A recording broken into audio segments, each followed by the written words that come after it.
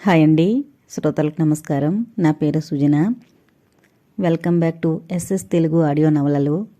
ఈరోజు నేను చదివి వినిపించబోయే నవల ఆర్తి, వేదుల శకుంతల గారు రచించారు.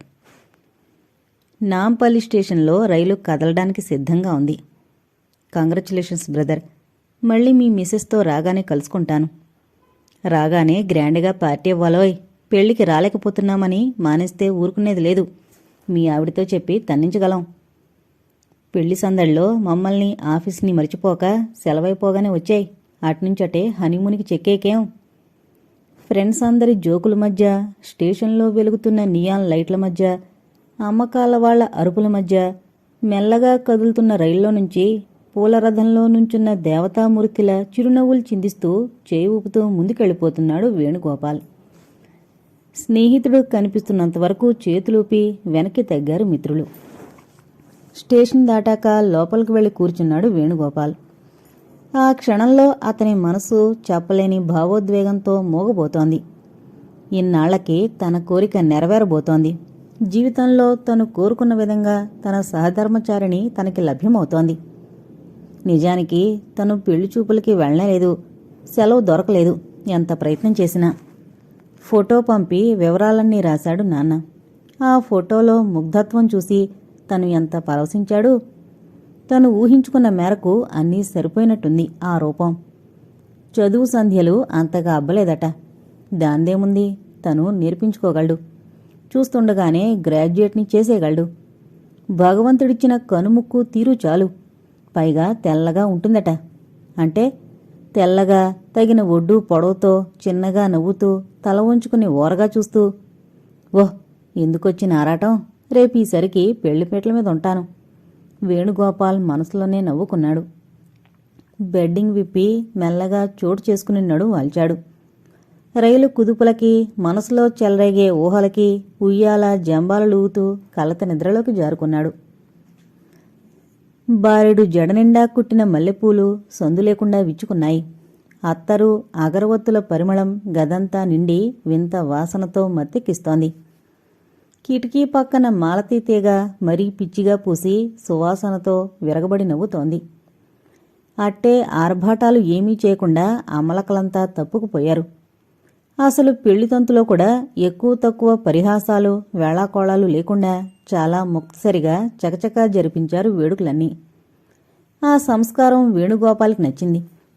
పెళ్లిలో చేసే హంగామాలు, హద్దుమీరిన హాస్యాలు ఎంత విసుగు తెప్పిస్తాయో తలుచుకుని తను కొంత భయపడ్డాడు. కాని ఎంతో హాయిగా గబగబా జరిగిపోయాయి అన్ని కార్యక్రమాలు. ఎదురు చూసిన క్షణం రానే వచ్చింది. ఈ తొలి రైన్ గురించి అందరూ ఎన్ని కలలు కంటారు. జీవితంలో అతి మధురమైన మలుపు తిరిగేది ఈ నిమిషం నుంచే కదూ. వేణుగోపాల్ మంచం పక్కనున్న వాల్ కుర్చీలో వెనక్కి జార్లబడి కూర్చున్నాడు. 2 రోజుల నుంచి సిగరెట్టు తాగడానికి వీలు కలగలేదు. కరువు తీరా కాల్చుకునేందుకు ఒక ప్యాకెట్ తెచ్చిపెట్టమని బావమరిది వరసవాణ్ణి బ్రతిమాలితే వాడు నవ్వి అంత తీరుబడుంటుందా అన్నట్టుగా 2 సిగరెట్లు చేతిలో పెట్టి వెళ్ళిపోయాడు. అందులో ఒకటి దాచుకుని మిగిలింది వెలిగించుకుని మెదడుకు కొత్త మెరుగులు దిద్దుకుంటూ అగరవత్తుల పొగలో కలిసిపోతున్న సిగరెట్టు రింగుల్ని గమనిస్తూ మెల్లగా తల పక్కకి తిప్పి చూశాడు. వెనుతిరిగి నుంచున్న పెళ్లికూతురి వీపు మీద బెత్తెడు వెడల్పున బారెడు పొడవు మల్లెపూల జడ, పూల వంతెనలా ఉంది. తెల్లచీర, జరీ బోర్డర్ కాలి మడమల దగ్గర్నుంచి వయ్యారంగా వంపు తిరిగి పూల వంతెనను తగిలి తగలనట్టు దాటుకుంటూ వెళ్ళింది.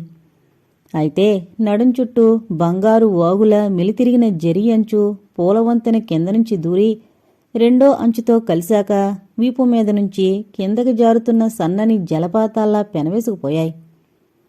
ఆ చోట పమిట చెంగుకున్న జరీపూలు సెలయేటి తుంపరల్లాగా జలపాతంలో విరిసిన బంగారు పువ్వుల్లా నవ్వుతున్నాయి. ఆ నవ్వుల కలకలంలో పులకించిపోతున్నట్టున్నాయి.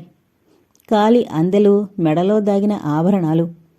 లైటు వెలుగు పడుతున్నప్పుడల్లా మెరుస్తున్న ప్రతి అణువు ఓ కొత్త అర్థాన్ని, వింత అనుభూతిని అందిస్తోంది వేణుగోపాల్కి. తెల్లని తెలుపు కాదు, చామన ఛాయ అయినా అందమైన ముఖం, పొట్టి పొడుగు కాని సమానమైన ఆకారం. తృప్తిగా హాయిగా గాలి పీల్చుకుని ఆఖరి దమ్ము గట్టిగా లాగి సిగరెట్ కిటికీలోంచి అవతలకు పారేశాడు.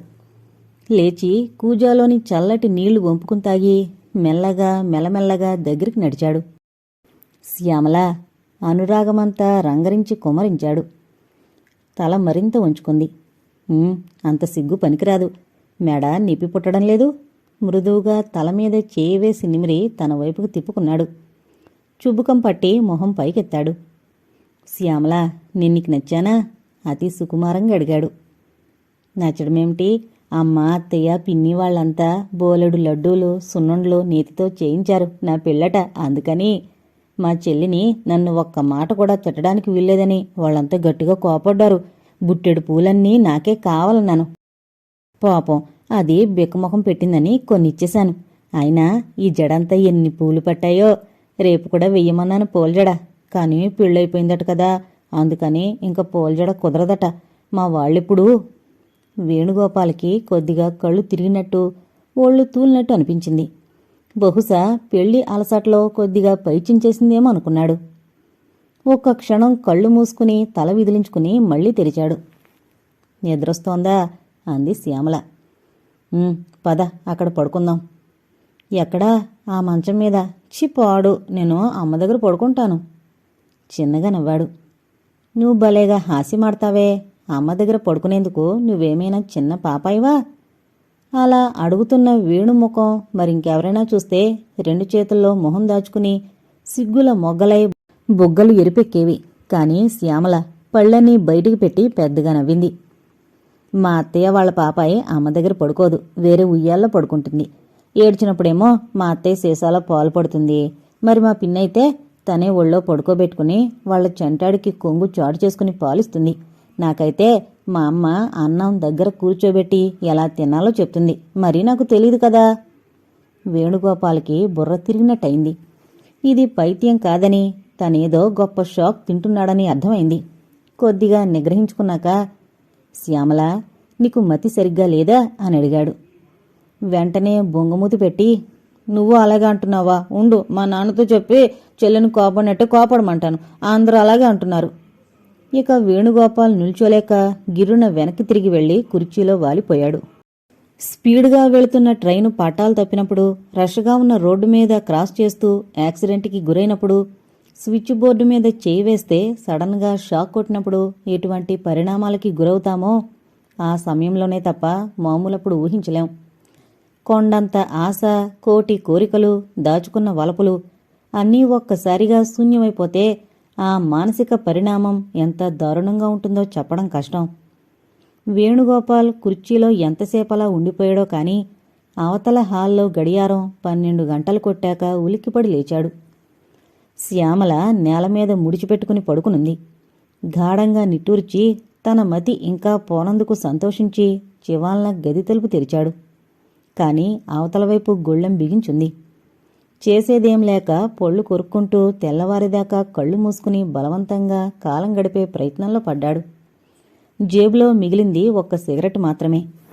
తీసి వెలిగించుకున్నాడు. ఒక సిగరెట్ ప్యాకెట్ తెచ్చిపెట్టమంటే వాడెవడో నా ముఖాన 2 సిగరెట్లు పారేసిపోయాడు. మత్తు మైకంలో ఉండి అప్పటికదే చాలనుకున్నాను. కాని ఇప్పుడు ఎన్ని ప్యాకెట్లు తగలేస్తే నేను మనిషి కాగలను? అసలు మనిషిగా బ్రతకగలనా ఇక మీద? ఏంటి ఇలా జరిగింది? ఎందుకు ఇంతటి విపరీతం జరిగింది? అమ్మా నాన్న నన్నెందుకింత మోసం చేశారు? అసలు వాళ్ళకైనా తెలుసా తెలీదా? మామగారు, మామగాడు, వాడు మోసగాడు, దగాకోరు. నా జీవితం నాశనం చేశాడు. వాణ్ణి ఏం చేసినా పాపం లేదు. ముక్కలు ముక్కలుగా కోసి, దానివల్ల చచ్చిపోతాడు గాని బాధ ఎలా అనుభవిస్తాడు? చావకుండా చిత్రహింస అనుభవించాలి. అంతే అంతే. లేకపోతే ఎక్కడో పట్నవాసంలో అతి సామాన్యంగా మామూలు మనిషిలా బ్రతుకుతున్న నా పట్ల ఇంతటి అన్యాయం చేస్తాడా? మతిలేని కూతుర్ని నా కంటగట్టి నా గొంతు కోశాడు. ఎంత గుట్టుగా దాచారు? మా వైపు వాళ్ళెవరూ తెలుసుకోలేదా? లేక నా కళ్ళు మాత్రమే కప్పారా? ఎందుకు? నేనేం తప్పు చేశాను? నా మీద ఎందుకంత కక్ష? వెర్రిమొర్రి కోరికలు నాకేమీ లేవే. కట్న కానుకలకి ఆశపడలేదే. పెద్ద చదువులు, డిగ్రీలు నేను కావాలి అనలేదే. కేవలం నా మనసును అర్థం చేసుకుని కనుముక్కు తీరు ఉంటే చాలనుకున్నాను. నా జీవితాన్ని, నా జీతాన్ని అర్థం చేసుకోగలిగే సుగుణవంతురాలు కావాలనుకున్నాను. ఇంత మాత్రపు ఆశలు నీ పెంచుకోవడం నేరమా? అందుకు నాకెంతటి శిక్ష? సిగరెట్ పూర్తిగా కాలిపోయింది. మనస్సుకు శాంతి లేదు. సెగలు పొగలు చిమ్ముతోంది. కుర్చీలోంచి లేచి విసురుగా పచార్లు మొదలుపెట్టాడు. గదిలో కనిపిస్తున్న ప్రతి వస్తువు విసురు కొట్టాలనిపిస్తోంది. మంచం దగ్గర ఆగి చూశాడు. మల్లెపూల గుత్తులు, బూరుగుదూది తలగళ్ళు, దోమతెర, అత్తరు వాసన, పళ్ళు పాలు. ఛీ, వెధవ అలంకరణ, పచ్చి మోసం. కోపంతో ఊగిపోతూ అవన్నీ పీకి పారేశాడు. పళ్ళు పాలు కిటికీలో నుంచి గిరాడు పెట్టాడు. అగరవత్తులన్నీ స్టాండ్లో నుండి ఊడపీకి కూజాలో పడేశాడు. అయినా కసి తీరలేదు, కోపం చల్లారలేదు. తాపం? పక్కకి చూశాడు. హాయిగా నేలమీద ఒత్తిగిలి పడుకుని నిద్రపోతోంది శ్యామల. నిద్రలో ఆ ముఖం ఎంత ముగ్ధలా కనిపిస్తోంది. ఈ ముఖం చూసే కదా తను మోసపోయాడు. ఓసి పిచ్చిమొద్దు, నీకెలా నిద్రపడుతుందే? పళ్ళు కొరుక్కున్నాడు. ఒక్క నిమిషం తర్వాత ఉన్నట్టుండి 2 చేతుల్లో మొహం దాచుకుని చంటిపిల్లాళ్లా బౌరుమని ఏడ్చాడు.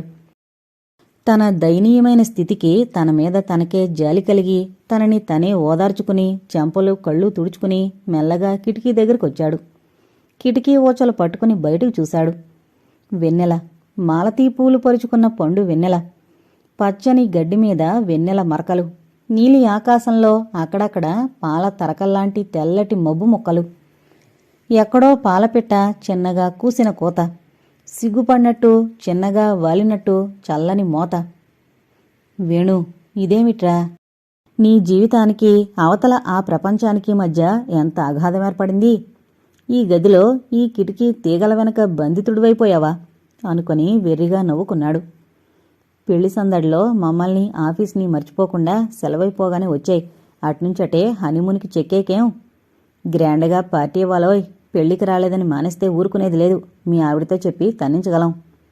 చెవుల్లో వినిపిస్తున్నాయి పాత వాక్యాలు. కన్నుల్లో కనిపిస్తున్నాయి నాటి దృశ్యాలు. మనసు మాత్రం సిగ్గుపడి సంజేషి చెప్పుకోలేక సతమతమవుతున్న ముద్దాయిలా తల వంచుకుంటోంది. మై డియర్ ఫ్రెండ్స్, నన్ను క్షమించండి. నేను మీకు పార్టీ ఇవ్వలేను. మీకు నా ముఖం కూడా చూపించలేను. I am sorry, very sorry. అస్పష్టంగా పెదవుల మధ్య దొల్లిపోయాయి జీవం చచ్చిన పదాలు. ఆ సమయంలో హఠాత్తుగా రాజారావు గారు గుర్తొచ్చారు. ఏం చేస్తూ ఉంటారిప్పుడు? వెన్నెల్లో కారులో భార్యతో షికారులు కొడుతూ ఉంటారా? అదృష్టవంతుడు. అందరికీ అంతటి అదృష్టం పడుతుందా? ఎలాంటివాడు ఎలా మారిపోయాడు? పాత స్మృతులు పిల్లగాలుల్లా కదిలాయి. గేట్లో నుంచి కారు దూసుకొచ్చి పోర్టుకోలో ఆగింది. కుర్రాళ్లల్లో కలకలం, గుసగుసలు, చిన్నగా ఈలలు, ఫోజులు, రకరకాల నాట్య భంగిమలన్నీ జరుగుతున్నాయి. వాళ్ళందరిలో వేణుగోపాల్ ఉన్నాడు గాని ఏ ఒక్క చర్య చేయలేని భయస్థుడిగా మాత్రమే మిగిలిపోయాడు. కారణం, ఆ వచ్చిన కారు రిటైర్డ్ జడ్జి ఆనందరావు గారిది. అందులో వచ్చింది మాత్రం ఆయన కాదు, వారి కూతురు మిస్ ఉషా, బిఏ ఫైనల్. అందాల బొమ్మ, చదువుల సరస్వతి, ధనవంతుల ఇంటి ఏకైక ముద్దుల బిడ్డ. అన్ని సర్టిఫికెట్స్ ఉన్నవాళ్లు చాలా అరుదుగా ఉంటారు. ఆ అరుదైన వరాల మూట ఉషాదేవి.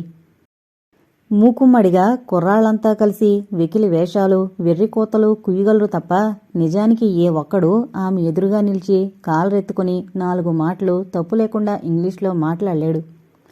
నాన్ స్టాప్ ఎక్స్ప్రెస్ లాంటి స్పీడులో పొల్లుపోకుండా అతి నాజుగ్గా మాట్లాడగలదు ఉష. అది ఆమె తండ్రి దగ్గర నేర్చుకున్న నేర్పు. అన్నీ బాగానే ఉన్నాయి, అంచుకు రంగు మాత్రం లేదు. ఆమెలోనూ లూప్ హోల్ ఉంది. తల బిరుసు, ఎవరినీ లెక్క చేయని నిర్లక్ష్యం. మొగాడికి మొగుళ్లా టీవీగా నడుస్తూ ఆడలక్షణాలు మరిచిపోతుంది. జీన్ ప్యాంటు, టైటు టీషర్టు లాంటి అధునాతన దుస్తులు ధరిస్తుందే తప్ప మిగిలిన అమ్మాయిలా చీరలు మాత్రం కట్టదు. అందుకే కుర్రాళ్లకి కళ్ళ ఎరుపు. ఎంత అందం, చదువు ఉన్నా ఆడది కాదా అన్న ఉక్రోషం. ఏమీ లేకపోయినా మేము మగాళ్ళం అన్న పౌరుషం. ఏదో విధంగా ఆమెను ఏడ్పించాలనే పంతంతో ఆమె వచ్చేసరికి పిచ్చి అరుపులు, వెర్రి వేషాలు వేసి తృప్తి పడతారు. ఆమెకి చీమ కుట్టినట్టయినా ఉండదు. అందరి దృష్టి ఆమె మీదుంటే ఆమె దృష్టి మాత్రం రాజారావు మీద నిలుస్తుంది. చదువులో, అందంలో ఉషతో సమానమైన తోకం తోగలవాడు రాజారావే. కాని ఆమెతో ఎప్పుడూ సవాల్ చేయడు, కవ్వించడు, కనీసం కన్నెత్తి చూడ్డు. పుస్తకంలో తలదూర్చి ఆ జ్ఞానమంతా బుర్రలోకి అనువదించుకుని కాలేజీ చదువుని సార్థకం చేసుకోవాలన్నది అతని ధ్యేయం. అతను మెరిట్ విద్యార్థి, స్కాలర్షిప్ మీద చదువుకుంటున్న పేదింటివాడు. ఆ పేదరికపు గోడ అతనికి ఉషకి మధ్య నిలువెత్తున నిలిచిపోవడం వల్లనే రాజారావు ఉషని కన్నెత్తి చూడాలనుకోడు. ఇంటికి పెద్ద కొడుకు కనుక తన బాధ్యతలన్నీ గుర్తించుకుని చదువు పూర్తి చేసుకుంటున్నాడు. కారులోంచి ఉషాదేవి టీవీగా దిగి నిర్లక్ష్యంగా తల ఎగరేసి 2 క్షణాలు కళ్లతో వెతికింది. దూరంగా రాజారావు పచ్చగడ్డ మీద కాళ్లు ముడుచుకుని కూర్చుని ముడుచుకున్న కాళ్ల మధ్య నోట్సు తెరిచిపెట్టుకుని అందులోందంతా కళ్ల ద్వారా మెదడుకు ఎక్స్పోర్ట్ చేసేస్తున్నాడు. గుబురుగా పెరిగిన కాటన్స్ మొక్కలు ఎండని ఏ కాస్తో ఆపగలుగుతున్నాయి తప్ప అతని నుదురు మీద పేరుకున్న స్వేద బిందువులు మాత్రం తుడవలేక నిట్టూరుస్తున్నాయి. కారు చప్పుడు గాని ఉష రావడం గాని ఆ చుట్టుపక్కల జరుగుతున్న ఫార్సులు గాని రాజారావు గమనించడం లేదు. డ్రైవరు కారుని వెనక్కి తిప్పుకుని వెళ్ళిపోగానే ఉష రాజారావు కూర్చున్న వైపుకు నడిచింది. హుర్రే దేకో యార్, హాయ్ హాయ్, మైనే క్యా కియా, ఓ మై గాడ్ లాంటి ఆశ్చర్యకరమైన సంకేతాలన్నీ చెలరేగాయి గుంపులో నుంచి. రాజారావుతో 5 నిమిషాలు మాట్లాడి అతను చదువుతున్న ఆ నోట్సు పుస్తకం అడిగి తీసుకుని విజయగర్వంతో ఉష తన ఫ్రెండ్స్ దగ్గరికి వెళ్ళిపోయింది. అప్పుడు కుర్రాళ్ల గుంపంతా రాజారావు మీద దాడి చేసి నోట్సు ఎందుకిచ్చావని, ఆడపిల్లలకి అంతలుసు ఇవ్వకూడదని నానా గోల్ చేసి రాజారావు ఏడ్చేంత పనిచేశాక, ఏమిరా నీ అదృష్టం, ఉషాదేవి నీ దగ్గరికొచ్చింది గదరా అని చేతుల మీదకెత్తేసి ముద్దెట్టుకున్నారు. ఛీ అని రాజారావు బుగ్గ తుడుచుకుంటే, చెమటదద్దమ్మ, మా సిగ్నల్స్ని అర్థం చేసుకో, నీ లైన్ క్లియర్ చేసుకో, ఎంతసేపు నీ చదువు చదువు అని అరుచుకుని రాబోయే జానుడు బెత్తుడు ఉద్యోగంతో ఎలా బ్రతుకుతావురా, వల వేయకుండానే ఎర అందించకుండానే బంగారు చేప నీ ఒడిలో పడబోతుందిరా, కళ్ళు తెరిచి ముందు చూపు చూడు, వెదవ పుస్తకాల్లో ఏముంది నీ బొంద అని హితవు చెప్పారు. రాజారావుకి ఆ హితవు అంత తొందరగా అర్థం కాలేదు. ఉష క్రమంగా రాజారావుకి చేరువైంది. తనే వలవేసి రాజారావుని దగ్గరికి లాక్కుంది. ఫలితంగా బిఏ పరీక్షలు కాగానే ఆ సెలవుల్లో రాజారావుకి ఉషకి వైభవంగా పెళ్ళయింది. అదిగో అప్పట్నుంచే రాజారావు రాజారావు గారుగా మారారు. పెద్దింటి అల్లుడనే హోదా పెరిగింది, అలవాట్లు మారాయి. కానీ మారిపోకుండా మనిషి కనీస ధర్మంగా మిగిలింది ఒకటుంది, అదే స్నేహధర్మం. పాత స్నేహితులు ఎవరొచ్చినా ఆప్యాయత ఆనందం అందించి ఆ తర్వాతనే డ్రింక్సు మీల్సు లాంటి అతిథి మర్యాదలు చేస్తాడు. కాబట్టి రాజారావు గారింటికి వేణుగోపాల్ చాలా తరచుగా బాగా చనువుగా వెళ్లగలిగేవాడు. ఉష కూడా శ్రీమతి ఉషయ్యాక స్నేహితుల్ని సంతోషంగా ఆహ్వానించేది. ఆ సమయంలో రాజారావు ఉష సరదాగా జోక్స్ వేసుకుంటూ ఒకళ్ళనొకళ్ళు అల్లరి పెట్టుకుంటూ ఇంట్లో కేరింతలు నవ్వుల పొంగులు వెదజల్లేవారు. ఓసారి వేణుగోపాల్ రాజారావు గారింటికి వెళ్లేసరికి ఆ భార్యాభర్తలిద్దరూ ఏదో ప్రోగ్రాం మీద బయటికి వెళ్లడానికి సిద్ధంగా ఉన్నారు.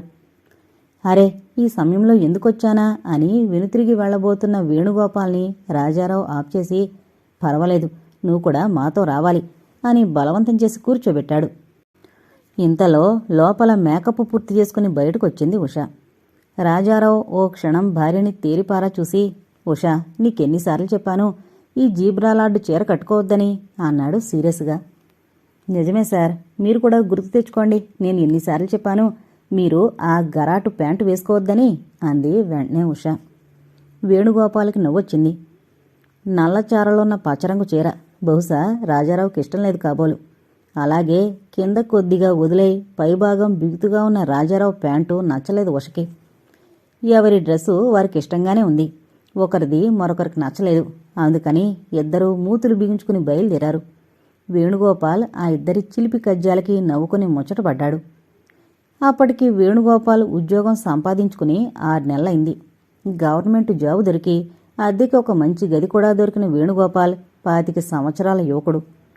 నిత్యం ఎన్నో జంటల్ని ఎన్నో అందాల్ని చూస్తున్న అతని హృదయం కొద్దిగా పులకించడం, క్రమంగా ఆలోచించడం నేర్చుకుంది. తనకి పెళ్లి, ఇల్లాలు, ఇల్లు ఉండాలని మనసు పదే పదే కోరడం మొదలైంది. రాజారావు, ఉష అదృష్టవంతులు. అంతటి సిరి సంపదలు, అందచందాలు, తెలివితేటలు అందరికీ లభ్యం కావు. అదొక అపురూపమైన జంట. అలాంటి అందమైన భార్య, చదువు, డబ్బు గల అమ్మాయిని తను కోరడు. ఎందుకంటే తన అందం ఎంతమాత్రంగా ఉంది, తన ఆర్థిక స్థితి, తన తెలివితేటలు అన్నీ తగుమాత్రమే కదా. అందుకని తను వెర్రి ఆశలు, పిచ్చి కోరికలు కోరుకోడు. చూడగానే పర్వాలేదు అనిపించే ముఖం, తగు మాత్రం చదువు, అన్నింటికన్నా ముఖ్యం తనంటే ఇష్టపడి మనసు ఇచ్చిపుచ్చుకోగలిగే అనురాగమయ్యి తన ఆర్థిక పరిస్థితుల్ని అర్థం చేసుకుని నేర్పుగా సంసారం చక్కదిద్దగల తెలివి, ఓర్పు ఉంటే చాలు. వాళ్ళు బీదవాళ్లైనా కట్నం ఇవ్వలేకపోయినా సరే చేసుకుంటాను. వేణుగోపాల్ ఎప్పుడూ ఊహించుకునే ఊహలవి.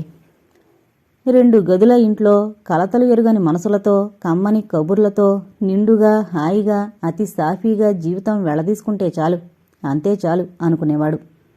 ఆ సమయంలోనే తండ్రి దగ్గర నుంచి ఉత్తరాలు వస్తుండేవి. సంబంధాలొస్తున్నాయి, త్వరగా వచ్చి చూసుకుని ఒక ఇంటివాడివి కావాలరా అని. తను మాత్రం వద్దన్నాడా? తను కోరేది అదే కదా. 1-2 సంబంధాలు స్వయంగా వెళ్లి చూసి బొత్తిగా పిల్లలు బాగాలేరనొచ్చేశాడు. మరొక 2 సంబంధాలు వాళ్లే స్వయంగా తీసుకొచ్చి చూపించారు. మరీ పల్లెటూరి గబ్బిలాయిల్లా ఉన్నారనుకుని వద్దన్నాడు. మరోసారి తనకు సెలవు లేక తండ్రిని తల్లిని వెళ్లి చూసిరమ్మంటే ఆ సంబంధం వాళ్లే ఒప్పుకోలేదు. వాళ్ల కుటుంబ చరిత్ర బాగాలేదట. ఆ వరసన విసుగు పుట్టి కొన్నాళ్లు పెళ్లిచూపులు వాయిదా వేసుకున్నాడు. తర్వాత హఠాత్తుగా తండ్రొచ్చి ఫోటో చూపించి పిల్లని తను చూశానని, బాగుందని చెప్పాడు. ఆ ఫోటో చూశాక తనకి బాగానే అనిపించి, సరే నిశ్చయించేయి నాన్న అనేశాడు. అన్నమేమిటి, నిమిషాల మీద అన్ని ఏర్పాట్లు జరిగిపోయాయి. తనకి అసలు సెలవు దొరకడమే కష్టమైపోయింది. ఫ్రెండ్స్ అంతా ఎంత గోల్ చేశారు, ఎంత సంతోషం వెలుబుచ్చారని. ఇంటి యజమాని ఇక మీదట ఇంకో గది ఎక్కువిస్తానన్నాడు. పని మనిషి జీతం ఎక్కువ చేయమంది. అమ్మగారు వస్తురు గదా అని పాల ప్యాకెట్ ఇంకోటి ఎక్కువ కావాలని ముందే చెప్పుంచుకున్నాడు తను. రైల్వే స్టేషన్కి స్నేహితులంతా వచ్చి సెండాఫ్ ఇస్తూ మళ్ళీ ఆ రోజు రిసీవ్ చేసుకునేందుకు వస్తామని చెప్పారు. ఎవరిని రిసీవ్ చేసుకోవాలి? ఈ మతిలేందాన్నా, ఈ పిచ్చిదాన్నా? భగవంతుడా, ఎంత అన్యాయం చేశావు! కిటికీ ఊచలకేసి తలబాదుకున్నాడు. నుంచునే ఓపిక లేక నీరసంగా గోడవారగా జారిపోయాడు వేణుగోపాల్. శ్యామల మంచి నిద్రావస్థలో వెల్లకిల్లా పడుకునుంది. ఆమెకి వేణుగోపాల్ వేదన కాని, ఆరాటం కాని, కనీసం అతను తన భర్త, ఇద్దరం ఒక గదిలోనే ఉన్నామని కాని ఏదీ తెలీదు. అదో నిర్వికారమైన స్థితి, అర్థంలేని నిశ్చంత. తెల్లవారుజామున బయటనుంచి ఎవరో గొళ్ళెం తీసిన చప్పుడు వినిపించింది వేణుకి. అర్థమైంది. కొద్దిసేపు ఆగాడు. మెల్లగా లేచాడు. తలుపు తెరుచుకుని బయటికి నడిచాడు. పెళ్లింట్లో అందరూ తలకుమూలా నిద్రపోతున్నారు. తన బ్రీఫ్ కేసులో నుంచి పర్సు జేబులో పెట్టుకుని వీధిలోకి నడిచాడు. వీధులింకా నిర్మానుష్యంగా 1-2 రిక్షాలు, లారీలు, చిన్న కార్లు కనిపిస్తున్నాయి. చలిగాలి వేస్తోంది. వేణు చకచకా నడుస్తున్నాడు. 3 రోజుల క్రితం ఇలాంటి తెల్లవారుజామున పెళ్లింటికి టాక్సీలో చుట్టాలతో వెళ్ళాడు. అప్పుడెంత సంతోషంగా, దర్జాగా, సందడితో వెళ్ళాడు. ఈరోజు ఇలా ఒంటరిగా, దొంగచాటుగా, విచారంగా పారిపోతున్నాడు. పారిపోతున్నాడా? కాదు, తనకి వాళ్లంతా చేసిన అన్యాయానికి తగిన ప్రతీకారం తీర్చుకుంటున్నాడు. ఈ క్షణంలో తను వాళ్లకి కనబడితే బ్రతిమాల్తారు, కాళ్లు పట్టుకుంటారు, ఏడుస్తారు, క్షమించమని వేడుకుంటారు. ఇదంతా ముందే వాళ్లు వేసుకున్న ప్లాన్ అయి ఉంటుంది. అందుకే అంత గబగబా కార్యక్రమాలన్నీ జరిపించారు. అందుకే వాళ్లకి తగ్గట్టుగానే కక్ష తీర్చుకోవాలి. ఏ గొడవ, అల్లరి లేకుండా తను బయటపడ్డాడు. ప్రస్తుతం తను ఏదైనా బస్సు గాని, బండి గాని, రైలు గాని పట్టుకుని హైదరాబాదు చేరాలి. ఎంత త్వరగా వెళ్ళిపోతే అంత మంచిది. తెల్లవార్లు నిద్రలేదు, మనసు బాగలేదు, ఒళ్ళు తిరుగుతోంది, కళ్ళు మూతలు పడుతున్నాయి. ఉన్నపళంగా రోడ్డు మీద పడుకుని నిద్రపోవాలనుంది. స్టేషన్ చేరుకున్నాడు. అక్కడ ఎంక్వైరీ చేస్తే రైలు ఉదయం 6 గంటలకు ఉందన్నారు. లాభం లేదు. అంత ఆలస్యం చేస్తే పెళ్లివారి నుంచి ఎవరైనా వెతుక్కుంటూ వచ్చేస్తారు. గబగబా బస్టాండ్కి వెళ్ళాడు. 15 గంట క్రితమే బస్సు వెళ్ళిపోయిందన్నారు. మళ్ళీ ఉదయం 7 గంటలకే ఉందన్నారు. ఛీ, ప్రతి చోట అపశకనమే, ఎదురు దెబ్బలే. అందుకే పగ, పొట్టుదల మరీ ఎక్కువ అవుతున్నాయి. వాళ్ళెవరూ రాకుండా ఏదో ఒకటి చెయ్యాలి. నడుస్తూనే ఉన్నాడు. ఆలోచన తల పగిలిపోతుంది. అమ్మ మీద కోపం, నాన్న మీద కోపం, అత్త మీద, మామ మీద. ఆ రాక్షసి పిచ్చిపీనుగా తన ప్రాణానికి శని అదే. అసలు పీక పిసికి చంపేస్తే పీడ విరగడయ్యేది. కాని పిచ్చివాళ్ళకి బలం ఎక్కువ అంటారు. దానికి మతిలేదు కదా. తను ఏదైనా అఘాయిత్యం చేస్తే అరిచి గొడవ పెట్టేదేమో. ఏమో, ఛీ, పెళ్లి చేసుకున్నంతసేపు పట్టలేదు. తన ఆనందాలన్నీ మంటగలిశాయి. ఈ క్షణంలో తను విడాకులకు పెట్టుకోవచ్చు. కాని తర్వాత మళ్లీ పెళ్లి ప్రయత్నాలు, నలుగురిలో నవ్వుల పాలు. ఛీ, ఎంత సిగ్గుచేటు. జీవితంలో మొదటిసారిగా చేసుకున్న పెళ్ళే పెళ్ళి, మళ్లీ పెళ్ళి, కళ్ళు తుడుచుకోవడం వంటిదే గాని కొత్త అనుభూతులే ఉంటాయి. మృదువైనవి, సున్నితమైనవి, మధురాతి మధురమైనవి ఒక్కసారి జరిగితేనే అందం. మళ్లీ మళ్లీ జరిగితే సారం లేని చెరుకు పిప్పిలా ఉంటుంది. ఇన్నాళ్లకు చేసుకున్న పెళ్ళి ఇలా తగలబడిందా? ఇంకా మళ్లీ పెళ్ళాలోచనేమిటి? చస్తూ బ్రతకడం, బ్రతుకుతూ చావడం. చస్, ఎంత దురదృష్టవంతుణ్ణి. వంతెన మీద లారీ ఏదో మెల్లగా ఆగింది. డ్రైవర్, క్లీనర్ ఇంకొకటితో ఏదో మాట్లాడుతున్నారు. మసక వెలుగులో లారీ నిండా ఏవో చెక్కపేట్లున్నట్టు కనబడుతున్నాయి. ఓ 10 నిమిషాలు మాట్లాడాక 50 రూపాయలు ఇవ్వండి, అంతకు తక్కువైతే ఈలవదు అన్నాడు డ్రైవర్. కొంచెం గుణిగి సరే అయితే అన్నాడు ఆ మూడో మనిషి. డ్రైవరు, క్లీనరు సిగరెట్లు, బీడీలు వెలిగించుకున్నారు. ఆ మూడో మనిషిని జాగ్రత్తగా లారీ ఎక్కించి చెక్కపేట్ల పక్కన చోటు చూసి కూర్చోబెట్టారు. వేణుగోపాల్ అంతా చూశాడు. గబగబా పరిగెత్తి డ్రైవర్తో మాట్లాడాడు. ఎంతకీ ఒప్పుకోలేదు డ్రైవర్. నేను మరో 25 ఎక్కువిస్తాను, హైదరాబాద్ బస్సు డిపోలో దించితే చాలు అని బ్రతిమాలితే మెత్తబడ్డాడు డ్రైవర్. లారీలో చెక్కపెట్టె సందులో ముక్కు ముఖం తెలియని మరొక మనిషితో ఆ చలిలో చీకటి తెరలు విచ్చుకుంటున్న వేళ వేణుగోపాల్ కొత్త పెళ్ళికొడుకు అత్తవారింటి నుంచి దూరంగా వెళ్ళిపోతున్నాడు. లారీ ఒక్క ఊపుతో కదిలింది. భళ్ళున తెల్లవారింది. శ్యామలింకా బయటికి రాలేదు. తల్లి, పినతల్లి, మేనత్త ఏం చెయ్యాలో తోచక తలుపు మీద మెల్లగా తట్టారు. లాభం లేకపోయింది. నిజానికి ఆ శబ్దానికి శ్యామల లేచొస్తుందని కాదు, అతను మేల్కొని ఆమెను యువతలకి పంపుతాడేమోనని వాళ్ల ఉద్దేశం. తల్లికి ఒక ఆలోచనొచ్చి గబగబా పెరటివైపు నడిచి సందులో నుండి గది కిటికీ వైపుకు వెళ్ళింది. అక్కడ ఆమె చూసిన దృశ్యం ఒక్క క్షణం పాటు అలాగే నిలబడేటట్టు చేసింది. పళ్ళు యువతల పడున్నాయి. పాలు కిటికీ అంచు నుండి కారిన చారికలు కనిపిస్తున్నాయి. భయపడుతూనే మెల్లగా కిటికీలో నుండి లోపలకు చూసింది. మంచం మీద అతను లేడు. వస్తువులన్నీ చిందరవందర చేసినట్టు, విసిరేసినట్టు. ఏదో జరిగే ఉంటుందన్న అనుమానం రాగానే ఆమె చిన్నగా వణికింది. శ్యామల నేల మీద హాయిగా నిద్రపోతోంది. గదిలో వేణు ఉన్న జాడ కనిపించలేదు. వెంటనే ఆమె ముందువైపుకొచ్చి గాబరాగా తలుపు తోసింది. వెంటనే తెరుచుకుంది. అనుకున్నంత అయిందని లోపలికి వెళ్లి శ్యామల్ని లేపింది.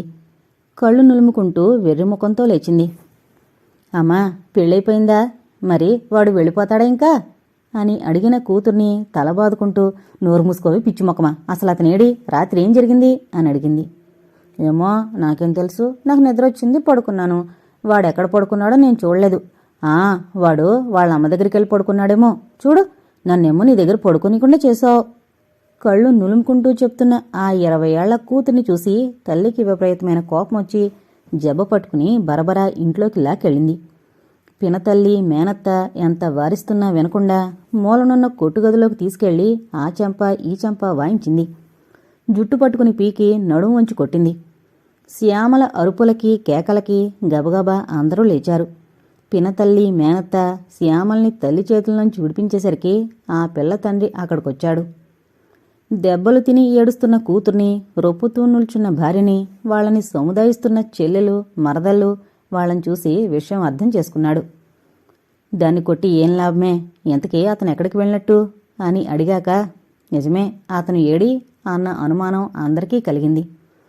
పెళ్ళింట్లో అంతా గందరగోళంగా తయారైంది. పెళ్ళికొడుకు కోసం వెతకడం మొదలుపెట్టారు. ఇరుగు పొరుగు బొగ్గలు నొక్కుని, అయ్యో అబ్బాయికి అసలు విషయం తెలీదు కాబోలు పాపం అని శ్యామల పిచ్చితనాన్ని మరోమారు గుర్తు తెచ్చుకున్నారు. పిల్లలంతా వేడుగ్గా చూస్తుంటే పెద్దలంతా కినులై కూర్చున్నారు. పెళ్ళికొడుకు తల్లి మాత్రం సన్నగా ఏడుస్తూ, నా కొడుకు జీవితం నాశనమైంది, వాడెక్కడికి పోయాడో ఏమో అని మిగిలిన వాళ్ళకి శాపనార్థాలు పెడుతోంది. మేం మీకు ముందే చెప్పాం కదా బావగారు, మరి అబ్బాయికి మీరేం చెప్పలేదా అని వియ్యంకుడు నిలదీశాడు. చెప్పారనుకోండి, మా వాడికి ఈ విషయాలన్నీ ముందే చెప్తే కంగారు పడతాడని, నిదానం మీద తెలుస్తుందని ఊరుకున్నాం. అయినా ఆ అమ్మాయిని చూసి ఎవరూ మతిస్థిరం లేని పిల్లని అనుకుంటారా? నీకు శాపంలా ఉంది. ఏదో సర్దుకుపోతారనుకున్నాం గాని ఇంత రసాభాస అవుతుందనుకోలేదు. ఎంత పనిచేశారు బావగారు, ఇలాంటివి ముందే చెప్పాలి. ఇంతకీ ఆ అమ్మాయి పేరు 2 ఎకరాల పొలం రాసినట్టయినా చెప్పారా? అదే ఏది చెప్పాలనే ఇంకా అనుకుంటున్నంతలోపే. ఇదేమిటి బావగారు, ఆ అబ్బాయికి ఏమీ చెప్పకుండా మీరిలా చేయబట్టే ఇప్పుడింత గందరగోళం అయింది. పోనీ నేనైనా చెప్పేవాణ్ణి కదా, ఎందుకు దాచిపెట్టారు? ఇప్పుడు చూడండి ఎలా జరిగిందో అంటూ నిష్ఠూరంగా మాట్లాడుతున్న వియ్యంకుణ్ణి చూడగానే వేణు తండ్రికి కోపం వచ్చింది. ఏంటండి చెప్పడం? ముందే చెప్తే మొదటికే మోసం రాగలదు. మావాడు ఒప్పుకుంటాడా? నిదానంగా చెప్పాలనుకున్నాను. లేదా వాడికి అర్థమై సర్దుకుపోతాడనుకున్నాను. అందుకని మా అమ్మాయికి అన్యాయం చేస్తారా? ఏంటి అన్యాయమా? ఎవరైనా వింటే నవ్వుతారు. జరిగిన అన్యాయం మా అబ్బాయికే గాని మీ అమ్మాయికి కాదు. దానికి అసలు ఈ జన్మలో పెళ్ళయ్యేదా? నేను జాలి తలచబట్టి ఆ కాస్త మూడు ముళ్ళైనా మా అబ్బాయి చేత వేయించాను. ఏం జరిగింది? ఖర్చు శ్రమ మిగిలాయి. మళ్ళీ ఎప్పట్లా పిల్ల మా ఇంట్లోనే ఉంటే లాభం? సరే, అలా ఎందుకుంటుంది? ఎలాగో తీసుకుపోతానులేండి అన్నాడు ఉదార బుద్ధితో వేణు తండ్రి. 2 ఎకరాల పొలం పిల్ల పేరు రాసిన తండ్రి, దానికోసం ఆశించిన వేణు తండ్రి. ఇద్దరూ అసలైన వ్యాపార సరళిలో ముచ్చటించుకుంటున్నారే తప్ప వేణు హృదయాన్ని, అతని సున్నిత భావాల్ని ఎవరూ అర్థం చేసుకోలేదు. ఎన్నో వాదోపవాదాల తర్వాత ఆ అమ్మాయిని అత్తింటివారు తమ వెంట తీసుకువెళతారని అనిపించుకున్నాక వంటలు ప్రారంభించారు ఆడపెళ్లివారు.